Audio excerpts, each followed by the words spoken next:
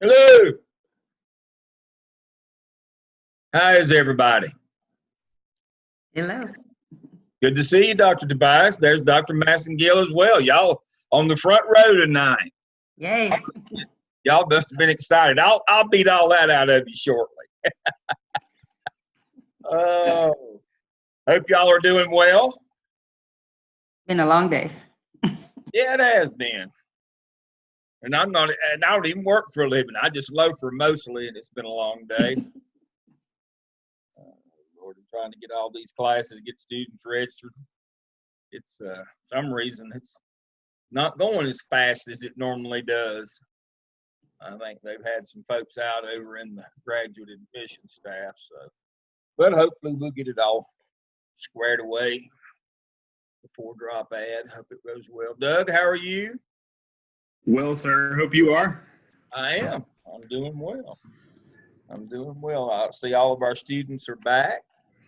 I'm glad to see them. A good many of them are with us tonight. That's great. I'm going to go ahead and start the share, and we'll get over here on the screen. I know we're here we go. We get to the right place. There we go. And we've got all the things up that we need. Let me double check everything. All right. I think we're about ready to go.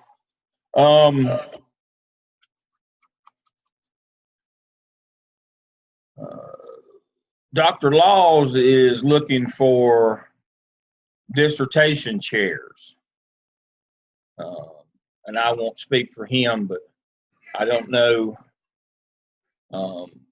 people to coach the dissertation process and dissertation chairs. I don't think the pay's good, and I think it works long hours. I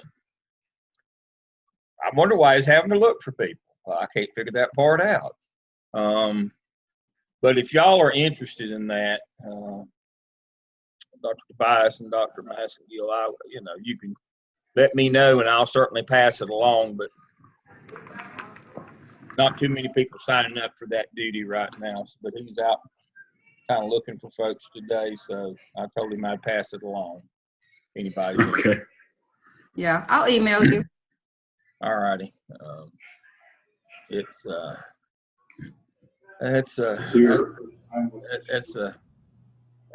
hard work.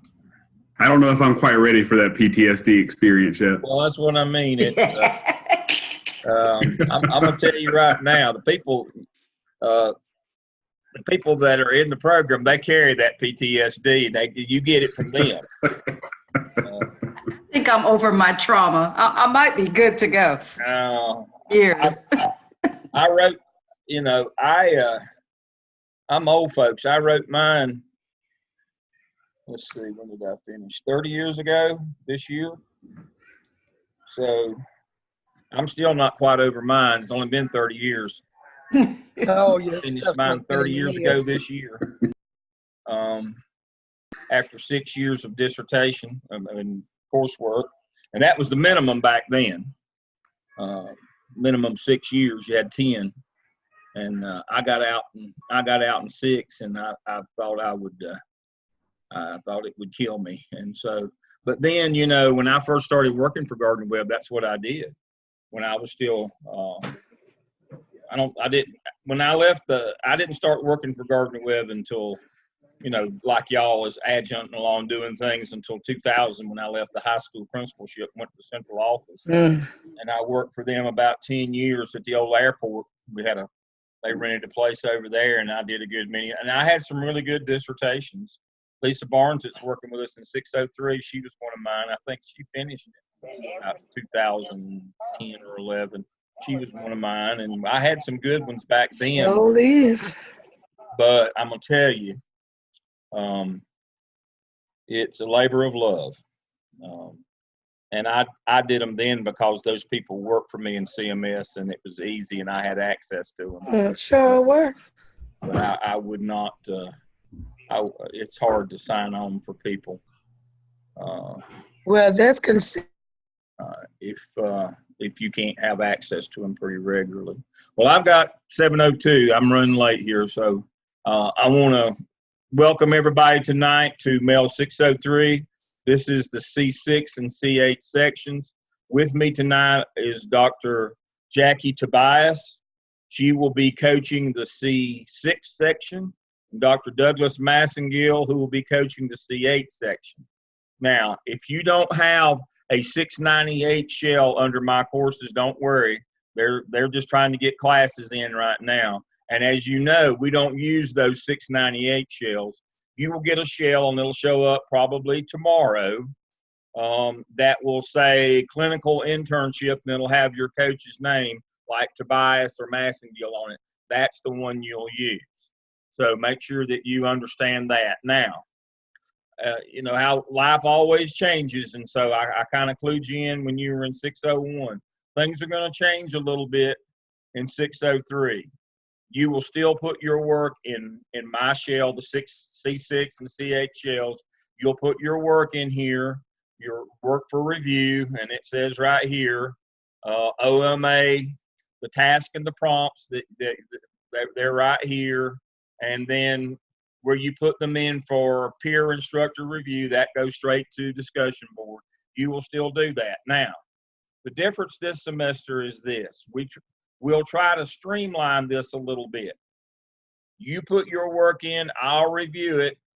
If it just needs minor adjustments, I'll just tell you continue with peer review and move on. You do not have to go to your coach's shell unless A, you want to, or B, I tell you to. And I'll work with you a time or two, and if I figure out I'm not smart enough to help you, I will send you to them, and I'll send them an email and send you one, and I'll tell you that you need to go take your work to the coach's shell and let them help you with it. Hopefully we won't have to do much of that. Now, if you want them to help you, they will. Their shell will be there, and they'll check it every day. But it will greatly speed the process if I just give you feedback, and you know I give feedback every day. I do Blackboard morning and night. And so I'll be in every morning and I'll be in every night, and I'll give you feedback on your work. And as soon as you get your peer review, and you do your final edit, you move on to your next task. It will greatly speed the process. You will find that it goes much better. Now, this semester, there are no video peer reviews. You will do a written review of the first 3 tasks of the OMA and the first 3 tasks of the skip. We have 2, as always, we have 2 evidences due this semester, the OMA and the skip. You will do a written peer review of one of your team members, just one, and you will upload that back to discussion board where you took it down and got it, so that to give them their feedback, and you will put that in the assignment Dropbox for your grade. And you know how to do that. So once you go to discussion board, pull down one of your peers' work, review it, you put that peer review back there for them, and then you come to this box over here on the side, and you pull it down off of discussion board, and then you come over here to the assignment Dropbox, and you put the OMA task 1 peer review right in here. Right there it is, OMA. You put your task in there once they're done. You put the peer reviews in here once they're done. One big assignment Dropbox for both the peer reviews you wrote for others and your work once it's been peer reviewed and finalized. You put it in here and get your grade. And you know, once we get to the 4th task of both the OMA and the skip, that's the competency analysis. I'll just simply look at it. It doesn't have to be peer reviewed. And if it looks good, we'll go straight on into submitting your final evidence narrative, which is all 4 tasks, and then you'll put them in. And then when that looks good, format looks good, then you'll put it in Turnitin. All these boxes are over here on the side as always. You'll put it in the Turnitin. Let me make sure. So you got OMA Turnitin check, and I'll tell you from there, put it in task string. So the process is much shorter this year in terms of 603 with no peer reviews. no video peer reviews, and only one peer review of each of the tasks. You just choose one of your colleagues and peer review their work. All right. So again, we have the OMA and the skip this semester, and you have one peer review of each of the first 3 tasks of the OMA and the skip. You don't have to use your coach's shell unless you want to or unless I send you to it. It is not a step in the process anymore. You should have learned enough through 601 that you don't have to use that unless we just need to. Your discussion board is here. Now, 603 is different in that you have weekly discussion board activities coming and going to and fro. Have a lot of things in there. But before I get there, I want to make sure that you see this. Each week when we start, we'll start out with our weekly schedule. And it has everything that you're supposed to do that week. It has the discussion boards. It has the pacing for your evidence work over on the far right. It has what reading you need to do or what resources you need to review. It has the topics. And we'll cover this every week. For example, today, January 13th through 19th is week 1. Our class is January 15th at 7 p.m. Zoom session 1, we're going to do the introduction to the course. We'll cover all Blackboard and task string functions, talk about evidence artifacts. I will introduce the OMA tonight, the task and prompts and the rubric for grading. I'll introduce that tonight. If we have time, we'll talk about master scheduling. We'll talk about it in task 1. We'll talk about that when we get there tonight. So as you can see, your evidence as you start task 1, your first task will need to be posted by week 3. By week 3, we'll need to have your first task uploaded for review, peer and instructor review by week 3, and you can see how it goes after that. You start task 2, and then it goes week by week after that, and we have all of those. You can see when our breaks are going to be. The week of March 9th through 15th, we won't have class that week. That doesn't mean you can't continue to working on your evidences. It means we won't have class because that's spring break. And then the week we'll have the Easter break, and you should still continue to work on your evidences if need be. But you can see what we're going to do the whole semester and everything that you have to do on your weekly schedule. Now, let's talk about discussion boards. This is a little bit different than what you've been doing. So this is a law and finance course. And I tell people all the time, it's not about building a master schedule, duty roster, and supervision schedule.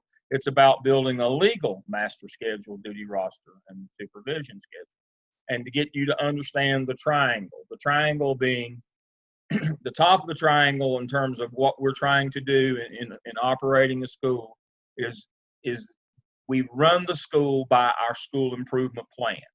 And of course, you know that the 6 evidences that you're doing, the APTEL, APSEL, SKIP, CAP, OMA, SIOP, that replicates the school improvement plan process. That has to be supported by the master schedule and the budget. That's the 2 bases of that pyramid. And that's what we're going to work on this semester. Last semester, you worked on the instructional piece of the school improvement plan. This semester, we're going to work on the finance, and we're going to work on the master schedule pieces of that triangle. You worked on the instructional piece last semester, instruction, professional development. This semester, we're going to work on that. Your final semester, you'll work on the culture of the school, which is the overall, and then you'll put it all together in the SIOP. So this course is much different than 601 in that we're not going to talk much about instruction other than our master schedule and our budget must support the school improvement plan, which is about instruction. But we're going to focus on that master schedule and that budget. How, if you say that we're going to focus on reading this year in our school improvement plan, that's our instructional plan, your master schedule needs to reflect that as well as your budget, how you're going to spend your money. So that's what we're going to work on, those 2 legs of that triangle this semester. Now, since operations is doing things, some people call it logistics or operations, your discussion boards this semester are going to be about doing things. So let's look at those. They're going to be locate a copy of your school emergency plans. Read school law, page 14 and 17, and assess your school's emergency plan. Again, going and doing kind of thing, doing an assessment. Locate your field trip policy. Assuming you're a supervisor on a local trip, what action would you take? If a bus rear ends a car, resulting in minor injuries to several students, what would you do? What's your policy say you're to do? Again, I'm getting you going to find policies, laws, policies. My job this semester, our job, Dr. Massengill, Dr. Tobias, my job, our job this semester is to keep you from losing your house. You'll get sued, but our job is to make sure you win when you get sued and you don't lose your house, because there is tort liability. That means you can be sued personally. And so our job is to keep you from losing your house when you get sued. If you know the policies, you know the laws, and follow those, then you don't have to. You can rest comfortably at night knowing that you're not going to lose when somebody sues you. Reflect on the fact that educators have been found financially responsible. That's what I was talking about. You can lose your house. Observe a student due process in a school report. What surprised you the most about the process? What I'm asking in terms of due process is they process a discipline incident. And what all of you are going to say, wow, I didn't realize it was that time consuming and that involved. I had to get written statements, took forever. I just, swatted the kid on the behind and gone on about my business. No, you can't do that. So you need to observe how due process is done. Interview an assistant principal or other school disciplinarian. What are their biggest concerns about processing discipline incidents? What system do you use in your district that guides your decision making? Do you have PBIS? What about your code of conduct? Does it give you a range of consequences? Those kinds of things. You have to be careful of the standards of arbitrary and capricious. Capricious is you gave more punishment than the rules allowed for an incident. Arbitrary is you punished one kid at this level and another at that level who did the same thing. For example, Dr. Tobias and I are back behind the gym smoking. You bring us back in and you tell her to go back to class and you just shoot me. Well, obviously that's arbitrary. We were doing the same thing. That's the standard that you're held to. And so that standard is the overall standard. But what does the policy in your district, what does your code of conduct say the penalty for smoking is? Well, it says it's 1 day of ISS. Well, give Dale 3 days. Well, no, that's capricious. You can't do that. You gave me more punishment. You got to know what the rules and the laws are in your district. You got to know what that handbook says. The state has a guide of what the penalties are and what has to be reported to them, and we'll spend the whole night on that. But it does not prescribe punishment or consequences. Your district, your local board does that. That's their responsibility. You got to find that. You got to know what it is and follow that. I have an interesting story to tell about that. Examine school or district policy on cyberbullying. That's the hottest thing going now is cyberbullying. The hottest thing going. There's not an administrator in North or South Carolina that hadn't dealt with that already multiple times this year. It's just the way of the world, even in elementary schools. All of these IM accounts, Twitter, Facebook, texting, sexting, it is a major, major problem. Biggest problem we have in schools is too many administrators cop out. Oh, that cyberbullying law was changed. No, it wasn't. No. The only thing that changed in the initial cyberbullying law is they did an amendment that said if you're in a Twitter war and you start losing, you can't claim that you were bullied. If you're both jointly in it, one side can't claim that they're being bullied if all of a sudden they start losing. Other than that, all of the facets of the cyberbullying law are still in place. First thing you better do is call the law. And I have a really sad story to tell on that one as well that happened in the community where I live, at our local high school and middle school, where a high school boy was involved with a bunch of middle school girls, and it was more than just innocent tweeting back and forth, unfortunately. And thankfully, one of the APs that I had trained years ago was the principal and did the right thing and called the police and stopped the pedophile. And so you need to find out what your district does and what their policy is. Attend an IEP meeting. Who's in charge? What decision was made? You need to understand that decisions in IEP team meetings are collaborative decisions. The EC chair or the EC teachers in charge of putting the meeting together, and running the meeting, but that doesn't mean that they get to make the decisions. Decisions have to be made collaboratively. You need to go and watch one of them. Interview the chair of your intervention team. I had this one in for years when people said, why do you have that one in? Now everybody says, whoa, boy, I know why you got that one in there.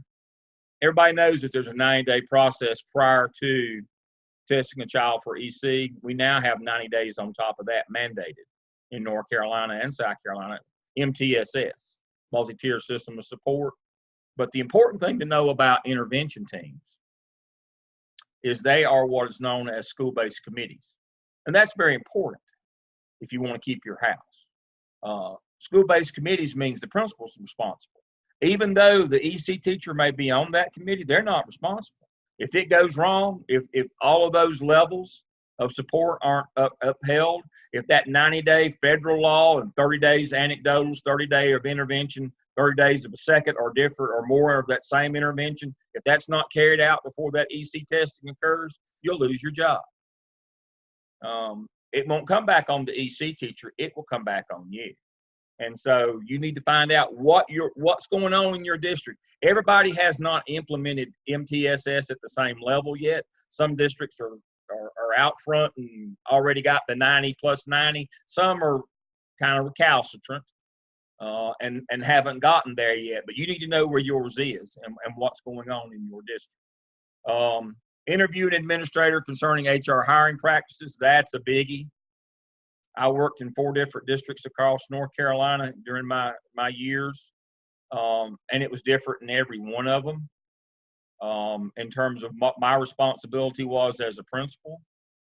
You need to know what your responsibility is in your district and how hiring occurs. Who has to do the background check? Who has to call the references?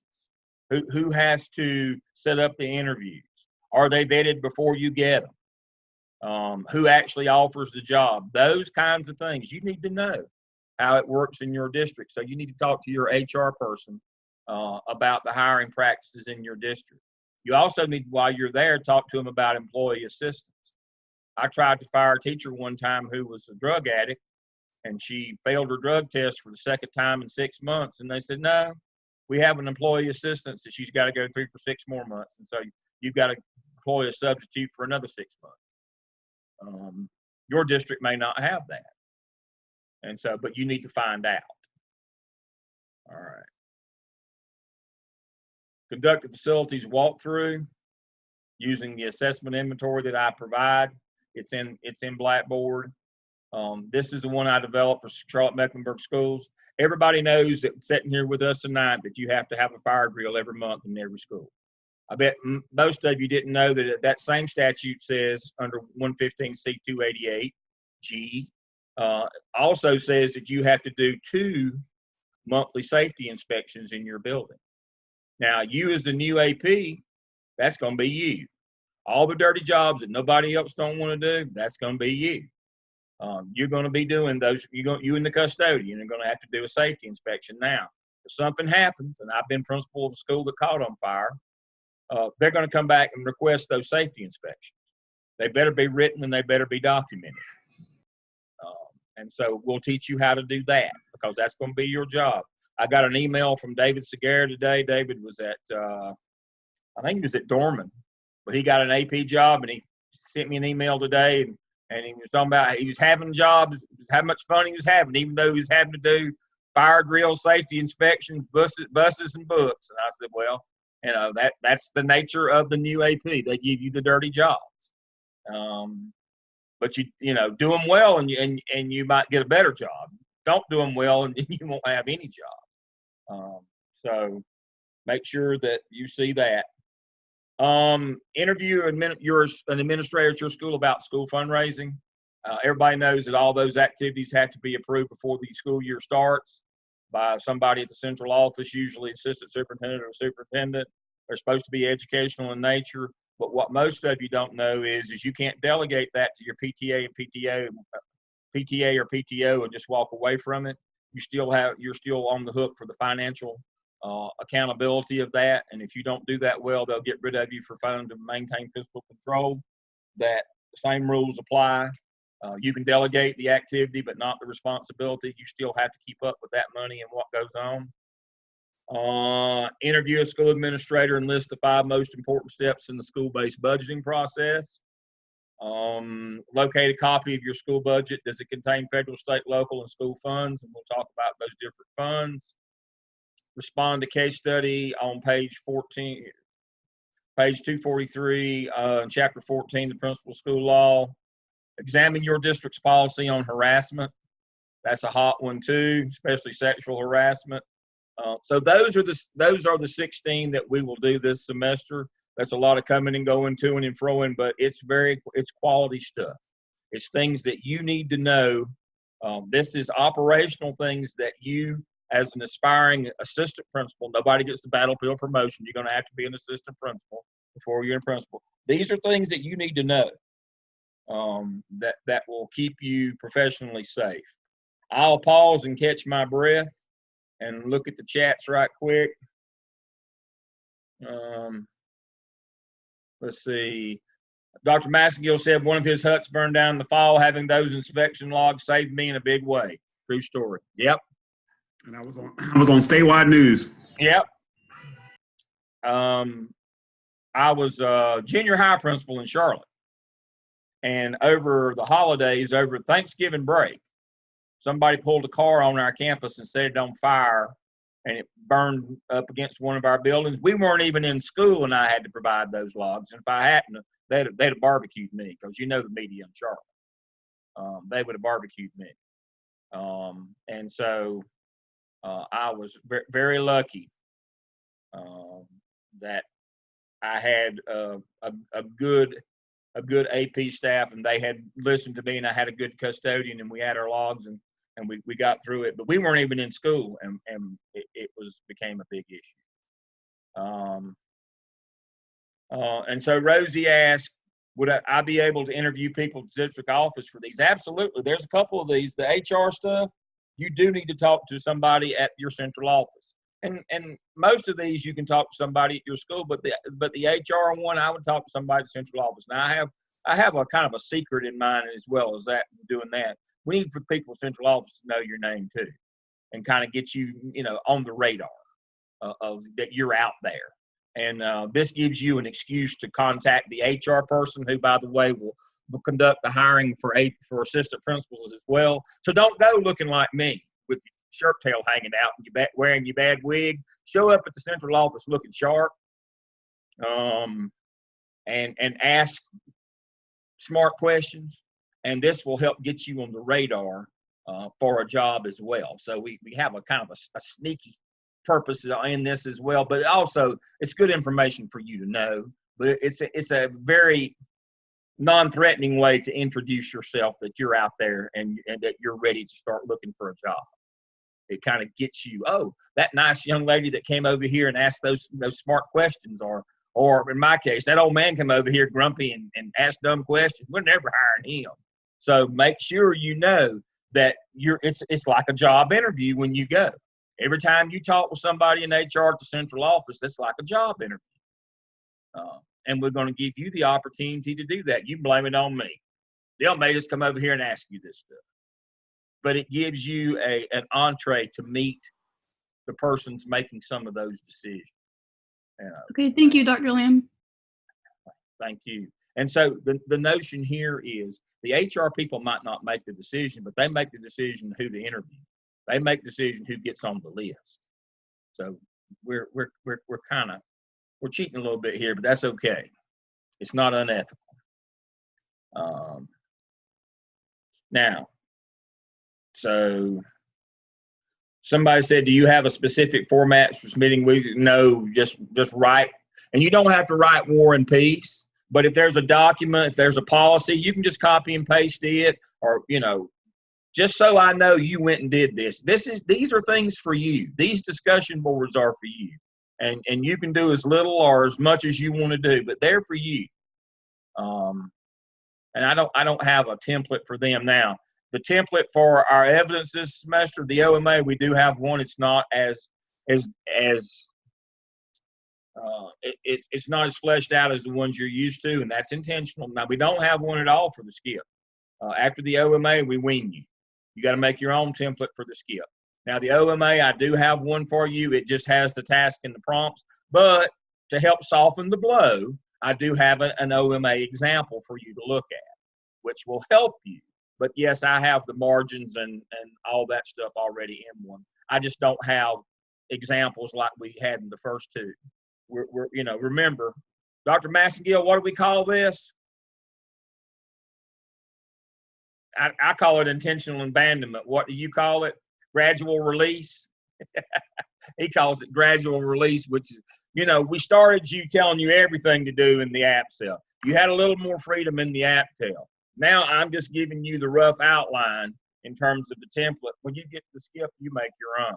And it's a good model, because if you think anybody's going to give you the answers when you're in the chair, you got another thing coming. That's right. We're taking you from holding you tight to where, we're going to let you fly next semester, little birds. And in 605, you're going to be on your own. And you're going to love it, too. You're going to have Dr. Stone, and he is the most laid-back man, and it's going to be wonderful. And you're going to take off and grow in 605. So we're going to take you from there, and we're going to get you ready for that this semester. You are not required to respond to peers in discussion board. This is for you. You can read everybody's, but I don't like forced response. I mean, what he said. That's a response. I mean, that's I don't know the value in that. I would read other people's responses just to see what's happening in their schools and districts, but we don't do forced response. Is there a template of interview questions for some of the discussion boards? No. Again, you need to kind of figure out what you need to know, and we'll kind of tell you along the way what you should be asking. But again, that's one of those things where you kind of got to, you need to have it planned before you go. And I'll talk about those things. What's in the hiring. It's in our textbook as well about the hiring process and some of those things, and you'll kind of come up with your own questions. I used to have a couple of templates for interviews, but I finally got to the point where I think folks, since I had done it, it was kind of mindless, and when people went, they just read the questions. I need for you to have some skin in that game when you go and talk with them, and I think that's a real growth opportunity to write, 2 or 3 good solid questions. I mean, don't ask them 1,000. Ask them 2 or 3 good solid questions and let them kind of fill in the blanks. What I want you to do is when you go and talk with these people who are in the role, is it for it to be more of a professional conversation rather than like you're the cub reporter from the school newspaper just reading off a list of questions. But, HR people, got back to me that that's not good. They head down and they were more focused on reading the questions than they were what I was saying to them. And I was like, oh, that's not good. I better change that. So when you go, you have 3 or 4 good questions and you look at them and you enter into a narrative, a discussion, a professional conversation. You need to be able to show people that you can walk and chew gum at the same time. Rather than just sit there and read off a piece of paper. That does not do your career advancement opportunities much good. So there's a reason why I don't have interview questions for you, because people didn't understand. Just don't go and read the questions to them. You're trying to engage them in a professional conversation. That's a good question. So that's your discussion boards. We've covered the weekly discussion. This discussion board peer review. We've talked about you do one task of one of your colleagues. Try to rotate between your 3 in your teams. Rotate. Don't do the same person every time. Would be good. You don't have to go to your coach's shell unless you want to or until I tell you to. It's not just another step in the process. We've got all the places for you to put your work, your Turnitin check, your drop boxes, your tasking, your prompts. Everything that we're going to cover every week is under our Zoom sessions. And so that leads me to case studies. And boy, do I like case studies. You will have 4 case studies this semester. They are the 4 hottest topics from the last legal seminar at NC State at McKimmon Center. Every other year or every 3rd year, and it's going to be coming back up this September of this year. It's a joint venture between the North Carolina Department of Public Instruction, North Carolina Association of School Educators, and the General Assembly. And it's so expensive that they can only do it every 2 or 3 years. They back a truckload of money up to Richard Schwartz and Associates out of Raleigh, who everybody knows them. They're attorney to everybody. And he brings 12 attorneys and himself to McKimmon Center, and they spend 2 or 3 days with you. And they cover all these topics, give you all these materials. This course is based out of that, the last one of those. And they always have hot topics. And so our case studies are based on those hot topics. And so what you will do this semester, in lieu of getting together as a Zoom group and doing peer review, you will get together and you will do a case study presentation, a PowerPoint. You will get together and do that. And then the night that rolls up for us, kind of like maybe week 6 or whatever it is rolls up, I'll come on that night and your group will present. Now, every group won't get to present every time, maybe. It's according to how long it takes. We'll make sure we rotate through the groups, but you don't know who I'm going to pick, so y'all need to be ready. And you'll present your take on the case, your legal take on the case, not your opinion. Law is not about opinion, it's about law. And we'll cover those. And then once that is done, you will write a half-page to 1-page reflective summary of what you took from that case study. And you can write about anything. I didn't know this, or it was hard working together. I mean, you can talk about the process or the case. You just write a half-page or so reflection of what you got from doing this case study. And we will cover those. So case study 1, trying to monitor my time here. Okay, the first one is, will cheating strike Bobby out? One of the hottest topics is grading, grade point averages, those kinds of things. Now, if you're with us tonight, or if you watch this video, you're going to get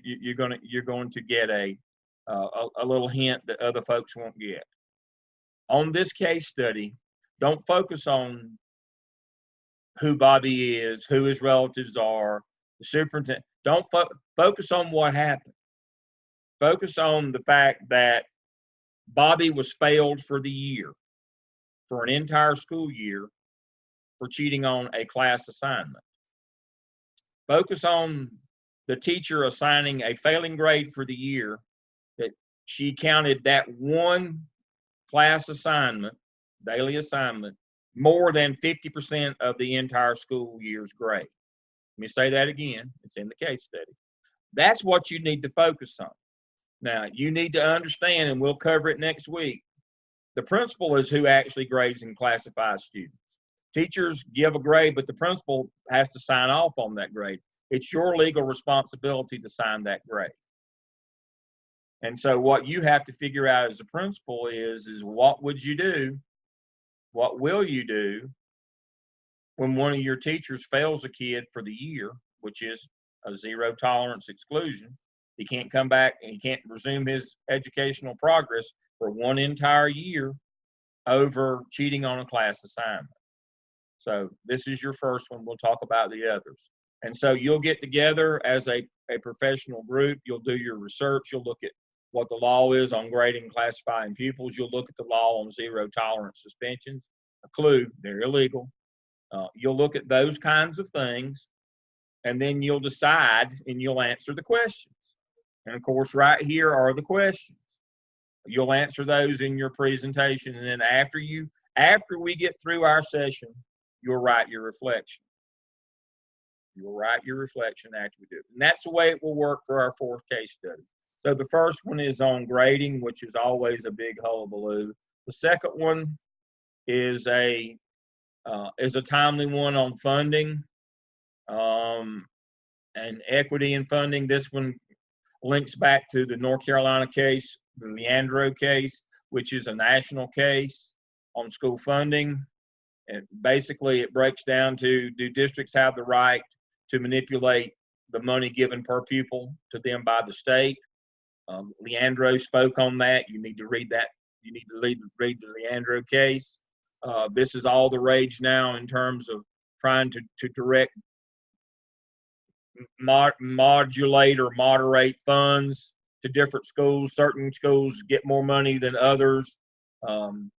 Can you manipulate state money to do that? This is the hottest topic in finance going now, is equity in finance. Case study 3, very modern topic, LGBTQ and how you deal with those folks. And I don't mean that in a pejorative sense, but how do we accommodate people who are different than what we have traditionally dealt with in schools? You know, back in the 90s, I had a boy in high school that wore a dress. I sent him home not because he was wearing a dress, but because the girls complained that his dress was shorter than I would let them wear. So I made him put on a longer dress, and then he came back and everything was fine. But how do you accommodate folks who are different? Obviously, this is a hot topic. And then the fourth one, and this is completely different from my early years in the business. PL 94-142, Exceptional Children's Law, was passed in 1974. Is that right? After I'd already been in public school. But by the time I became a principal in school, in the 80s, the big complaint then was from the EC parents that their children weren't getting the services that they were entitled to.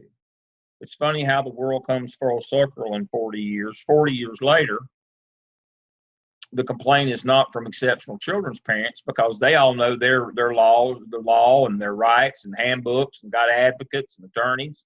Now it's the basic education parents complaining, the regular ed parents complaining that because we're doing inclusion models, the EC kids are in their child's classroom, that's preventing their child from getting their basic education. The shoe's on the other foot now. And this is a case about that. Don't get sidetracked by the location. It's in a different country. It's in Chile, but that was just the case study. But it's the same as what would happen here. Focus on what the principal does and doesn't do. But this is one you're going to have to deal with. Parents walking in and saying, because, you know, the teacher in my child's classroom has my child teaching the EC kid, or spends all their time with the EC kid, or my child's not getting what they need because those kids are in our classroom. Completely 180 from where it was when I first started out, when the EC parents beat my door down every day claiming that their children weren't getting what they were supposed to. Now the shoe is on the other foot. Great case for you to get into. These are the 4 hottest topics: grading, LGBTQ, equity funding, and exceptional children in terms of the inclusion model that we've been running for a few years now with Exceptional Children's Program. Those are our 4 case studies this semester. Again, I'll go over them individually the week before, and then the week of, I won't have a presentation. You'll do the presentation, and we'll talk. But we'll talk through all of these, and we'll go to full screen, and we'll kind of weigh in and have a hopefully a lively discussion. All right, so that leaves me where I need to be. I'm running 1 minute late, so need to move on here. All right, so again, this semester we start out with the OMA. The task 1, the rough draft, is due in 2 weeks. Again, I have a template for you. I have a guide. Dr. Robertson wrote this to try to help you, and we have an example. So let's start out with the OMA in terms of, and we'll go as far as we can tonight until our time runs out. Again, the OMA is about building a legal master schedule, duty roster, and supervision schedule. Master schedule is who teaches what, where, and when. It speaks to class size. It speaks to planning time, duty-free time, class limits, teacher qualifications. It speaks to all of those things. Now, your principal may deny it, but somewhere in the building, they've got a whiteboard gridded off and they put yellow stickies on it. They claim they do it by computer, but they don't. They still do the old sticky method. Now, they translate it over to Power School later, usually. The question is who decides and how do you decide where the stickers go and when? And so what we're going to learn this semester is there's a rationale to master schedule. The rationale is federal law comes first. That's all your federal programs. That's CTE, that's Title I, limited English proficiency, that's exceptional children's, 504, all those are your federal programs. They come first. Then comes your state law, what I was just talking about. Class size, limits, duty-free time, planning time for teachers, number of days in the calendar, the number of the hours in the day, all that stuff comes second. Third comes your local board policy. How many minutes of reading we're going to have, how many minutes of math, all of those kinds of things. I think I even put one of those, I've got one of those non-negotiables from Guilford County. I snuck a copy of one of those that says here are the local policies on the master schedule of what you got to have. And then fourth comes EBOS, which is best practices, what teachers do best, where and when. And then fifth comes teacher input. And I'll tell you a story later on when I have more time about if you get that wrong, what will happen to you. So we're working on the master schedule. Duty roster, which is a duty roster is for after is for duties during the day, like bus duty and car rider duty and hall duty and bathroom and lunchroom duty. Have adequate supervision. The number, by the way, is 1 to 45. You must have at least one adult for every 45 students in those situations. Otherwise, you'll be found negligent when you get sued. So if you've got 300 kids in the cafeteria and you've got 3 teachers and the fight breaks out, I'm not telling you could stop the fight if you had 100 teachers. What I am telling you is when you get sued for negligence, when the ratio of students to teachers was 100 to 1, you're going to lose, no matter what the actual particulars of the incident are. It's not going to matter. You didn't have adequate supervision. So you need a duty roster. And then the supervision schedule is for your after-school activities, what we call in high school the second shift, ball games, clubs, events that happen after the bell ring. How are you going to cover those? It's, you're just asking to lose your house if you just put a sign-up sheet in the teacher's lounge. What if nobody signs up? So we'll cover those things, but that's basically what the OMA gets us to. So when we start out with task 1 of the OMA, and right here it tells you all the things that I just said to you right there. Those bullets, I just covered all of those. And so the first thing that we're going to do in task 1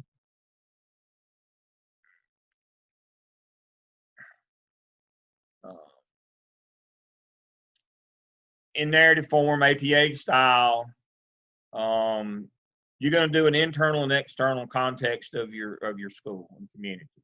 Your external context, as you know, comes from SACS or advanced ed, median income, average parent education, the history of your school, those kinds of things. Now, the internal context is everything that's on your state report card. Attendance, discipline, academic achievement, teachers, all that information that's on your state report card, that's your internal context. And so you can read these. Tell us about what exceptional, all the exceptional learners programs, and I've got, that's not just EC, that's EC 504, English language, Title I, all those special populations, you got to tell us about those in your building as well.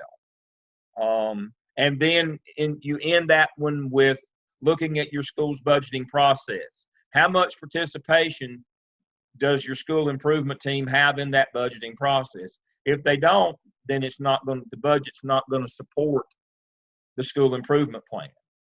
So we're looking to make sure that our master schedule and our budget support the school improvement plan. So that's what we do in task 1. Now, let me get this question before I give you the gift for the evening. I do have a gift for you this evening.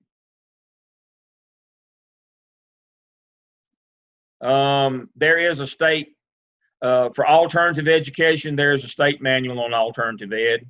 Let me find that for you right quick. I actually have it pulled up. Let's see. Let me see if I have it here. Nope, don't have it there. Let me look for it right quick. It'll take me but a second. 3, 4, 5. There it is. NC Discipline Data Reporting Manual. This also covers alternative schools. Uh-oh. We'll have to get that link fixed.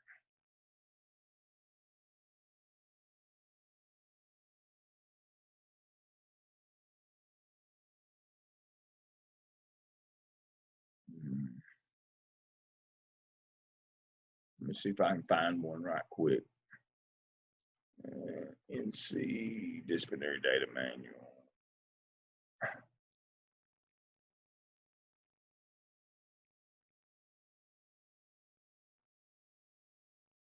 And this is what it looks like. And this one has your alternative program information in it. This is an old one, but I'll get you a link to the new one. I don't know why that link's down tonight. That's why I had to find an old one. But yes, there is a manual for alternative schools. There certainly is. And it has all of the things that you need to know in it. That I will make sure to add that one. There it is. Doug's got it right there. Thank you, Dr. Massengill. All right, and I'll go back in and get that one. So that's a great question. Now, back to the OMA. Let me move this out of the way. Let me find it. OMA Task 2. Now, if you read through the prompt, some of this stuff, there should be maybe a little bell going off in your head and you're thinking, wow, I think I've done some of this or I've seen some of this stuff before. Yes, you have. If you followed our plan last semester when you did the APTEL and you did it like we told you to, and you did, or we wouldn't have passed it. For OMA Task 2, you go back and pull up your APTEL, tasks 1, 2, and 3. Take the APTEL labels off of them. Cut and paste those 3 tasks. Take the APTEL label and the APTEL directions, the label and the directions. Just take it out of that section 1 through 3, task 1 through 3 of the APTEL. Take the APTEL label off of them and the APTEL directions. Put it together, and you can submit that as your task 2. See, earlier you were thinking he gave us 2 weeks, but then he only gave us 1 week. He only gave us 1 week to get that task 2. That looks like a lot of, well, it should take you no more than 15 minutes to do all of OMA task 2. You're welcome. Just take the labels off of it, the task and the prompt directions. Go back, find that paper, take those off of it, task 1, 2, and 3. Don't include 4 with competency analysis. Put that together, and it becomes the task 2. People say, well, why would we do that? Well, again, we want the master scheduling to support the school improvement plan and the professional development plan, which is a part of that. They should not be two different things. And so we had you do that last semester so you'd be ready this semester. Oh, this is how that professional development plan works its way into the master schedule. You see the linkage there. So task 2 is a 15-minute process. It'll take you longer to find it than to take the task and the prompt and directions out of it, submit it to task 2. We'll just zoom right through it. I'll just click good, go on. Excellent. So task 2, you get 2 weeks to do task 1. There's a lot of stuff in that one. Task 2, 15 minutes. You can move to task 3. We catch our time there, and when you get to 4, all you got to do is write your, all you got to do in 4 is write your competencies. I'm telling you, task 1 will take as long as all the rest of it put together. That's why I give you 2 weeks. And then the rest of it's going to go really fast. All right. More questions? Yeah, if you're at a different school, just update it. Just update. That's great. Yeah, just update it and you'll be fine. And so task 3, building a schedule. What you will do is you'll pull up your school's existing master schedule and you will do an assessment of it now. The first bullet there is the one that everybody missed. So let me make sure that, and I'm going to even stop the share and look as many of you as here.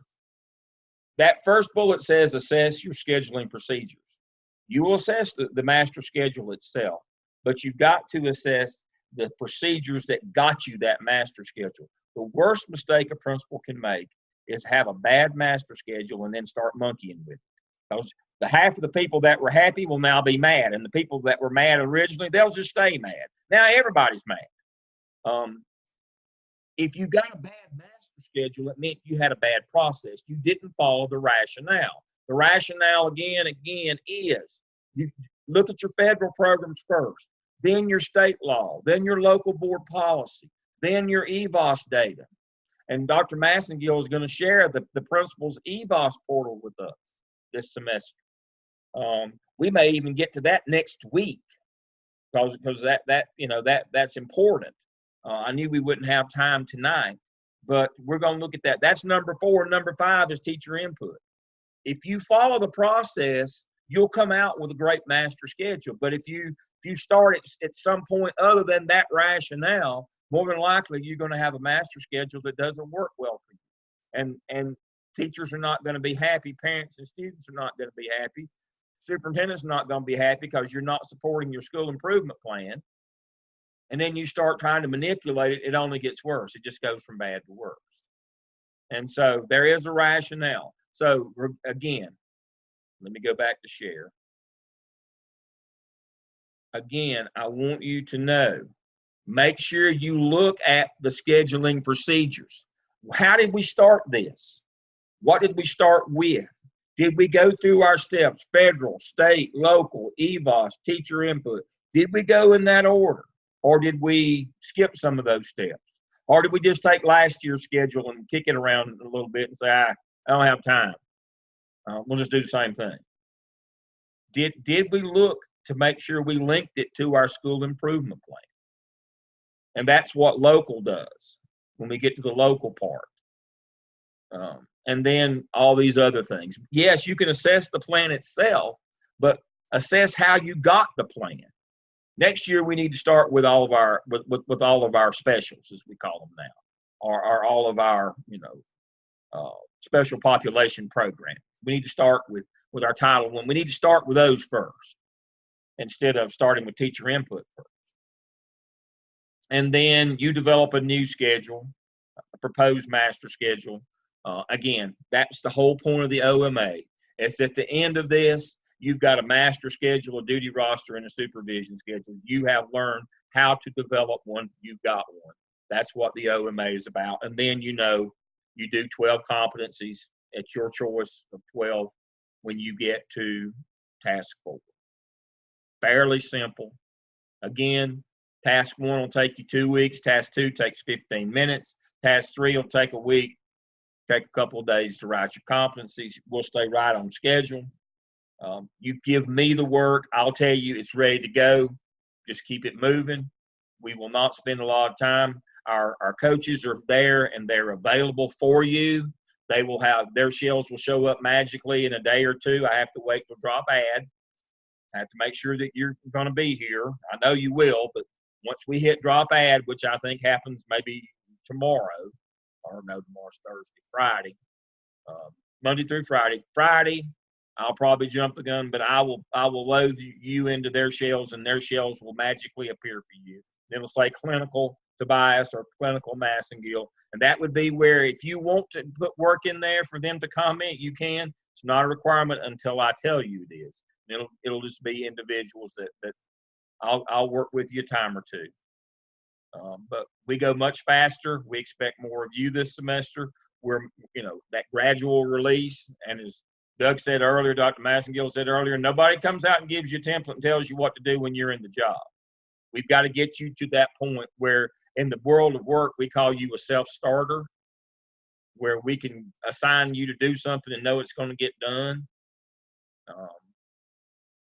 The trilogy for us at Gardner Webb is be a servant leader, live your life with integrity, and live your life, with a foundation of Christianity. That integrity piece, doing what you say you'll do, when you'll do it, being dependable. When somebody gives you a task to do, that's all part of integrity, that you will make sure that you follow through and get it done. That's the point that we're trying to get you to professionally, where we give you the skills and ability. You gain those skills and ability that people can depend on you, that you're a person of integrity. If we tell you to do X, Y, and Z, you'll get it done. And that's the transition we're making this semester, to where you're a neophyte but at the end you're a professional, that you can take that job and run with it. You can do what you know needs to be done. People won't have to tell you, but one time they won't have to show you everything that needs to be done. You'll be a self-starter. You'll be self-sufficient. You'll be able to do what it takes to get the job done. That's our goal this semester, is to make that transition with you.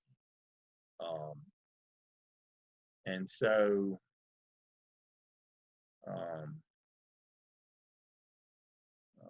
that's kind of 603 in a nutshell. You've seen it all tonight. I don't hold anything back. Don't hide anything. You know exactly what you're responsible for. The skip and the OMA this semester, you know what your discussion boards are, your peer reviews.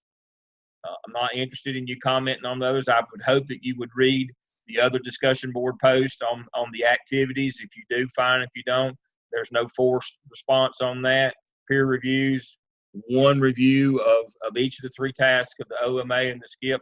Try to rotate between your team members. You know who your team members are. Contact information is in discussion board. Everybody's been putting theirs in. If it's not, go ahead and put it in.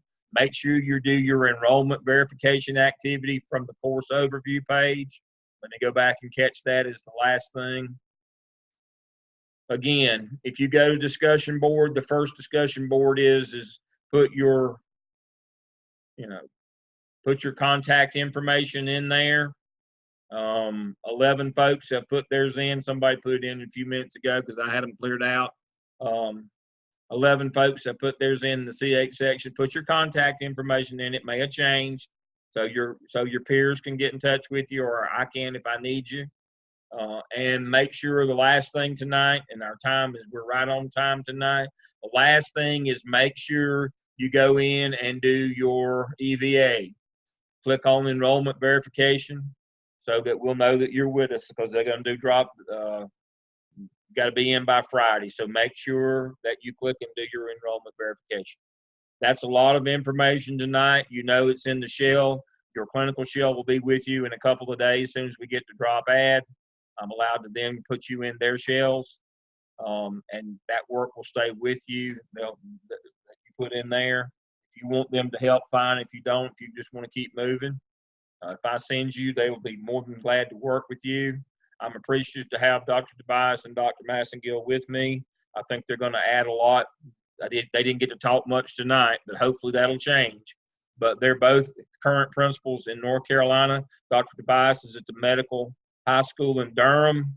Dr. Massengill is middle school principal in Moore County, out in the Pinehurst area, and they do this every day. Dr. Massengill hopefully will be able to share his EVOS portal with us next week when we talk about those things. My hour is up. I appreciate you being with me tonight. Email me, call me. I'm always available. The video, I will send it out via quickly email as soon as I get it uploaded and processed. It takes about an hour. It'll also be posted under Zoom session 1 for tonight. So if there's nothing else, I appreciate you all being with us tonight and getting through this. I will see you next Wednesday at 7. Everybody have a great week, and thank you. Good night. Thank you. Good night. Good night, all. Bye, you guys. Good night. Good night.